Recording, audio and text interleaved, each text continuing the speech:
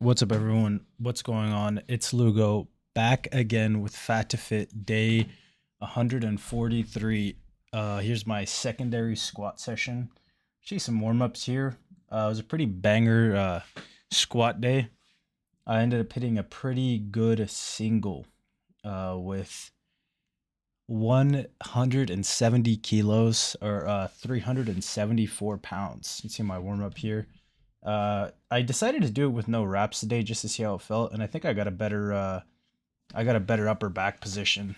It was a little bit shaky on the back downs because I kind of felt like I really adrenaline dumped or like a cortisol dump or whatever. Like by the time I was doing my back downs, it already had been an hour since I drank my pre workout.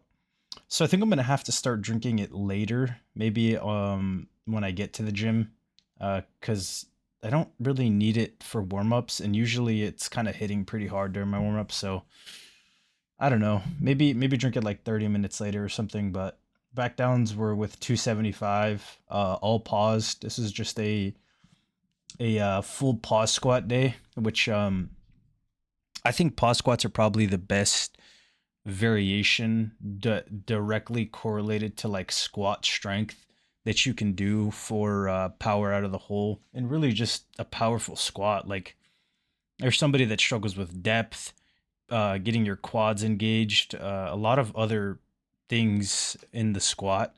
That getting really good at that bottom position is always gonna be beneficial towards a strong squat. So I've always done pause squats. I've always loved. I haven't always loved doing pause squats because they're rather hard, especially if you're actually pausing. A lot of people do like they'll like stop, but they won't really pause. They'll like stop and then go, which I think if you're gonna do pauses on your competition lifts, pause the fucking pause the movement. A lot of people just don't really pause it, and I think that kind of defeats the purpose. A lot of people will say, well, you don't need to pause that long, you just need a slight pause. And I would disagree. I would say that you need at least a second pause. And most people don't even pause for a second. They pause for like half a second. They barely stop the bar.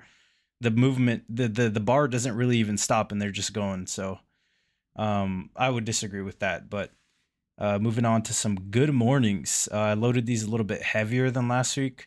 I think this was like 165 pounds.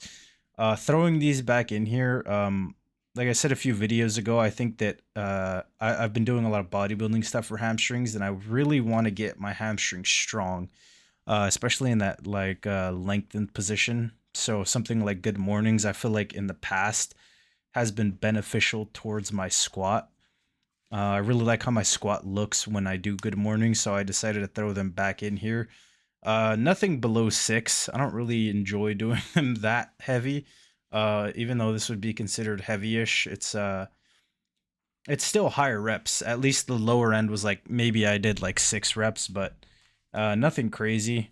Really just trying to get into the hinge there. And I kind of go a little bit lower on some reps. I was really trying to find where I'm trying to stop, and I honestly don't really know, to be honest. I'm not trying to be parallel, though. I think I did kind of go a little bit low, maybe like I don't know what degree angle that is, maybe like 15 to 30. Although I did go pretty low on some of these. I'm not trying to go too low, just hinging and then going back, getting good hamstring stretch, and also getting some extra rector volume in. But yeah, these feel good. I really do like good mornings. And then I did more bilateral stuff for my squat this week. I'm really trying to push it really hard. I think this is a power squat. People call this a pendulum squat, but I don't know if it's a pendulum. I've always known this as like a power squat. It's not a hack squat. So I'm not really sure what the fuck it's called, but I did it this weekend. It was nice. I didn't know how heavy I was gonna be able to go because I'm just barely starting to add sleeves back in for my accessory work. So I'm able to push it more than I was before. So I just did 3 and a quarter. And it seemed like that was pretty good range for me to do here. Because the top end sets I got like I think I got 11, and then the bottom set I got or my last set I got 9 reps, which is exactly where I want it to be. I don't really want to go lower than 8 because my belt squats are already a little bit heavier. And I feel like maybe I'm missing a little bit higher volume rep range for my legs right now currently, because everything seems to have somehow trended under 10. And I kind of want to reach over with these. I'll probably just progress these through reps and not wait, and see how big my quads can get again. But honestly, I'm feeling very confident about the way that my squat training is structured currently. I'm definitely getting a lot stronger, and I feel like I'm feeling a lot more powerful out of the hole.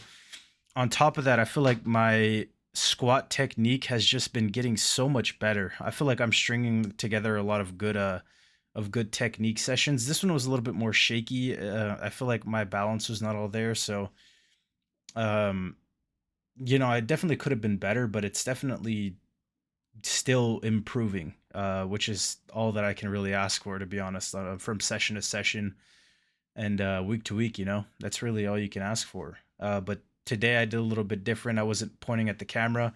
I was doing straight on uh, posing in front of the camera instead of in the mirror. Because a little bit further back, the speaker's kind of blaring and it's getting really shaky. So I'm just gonna do head on posing from now on, so that and it kind of exposes you a little bit more to see where I'm really at. But honestly, it looks pretty good. My weight's dropping pretty fast. But that's pretty much the end of the video, guys. If you enjoyed, consider leaving a like, comment, subscribe, and I will see you in 2 days for day 143 or 44, 44, and an upper day, my primary push day.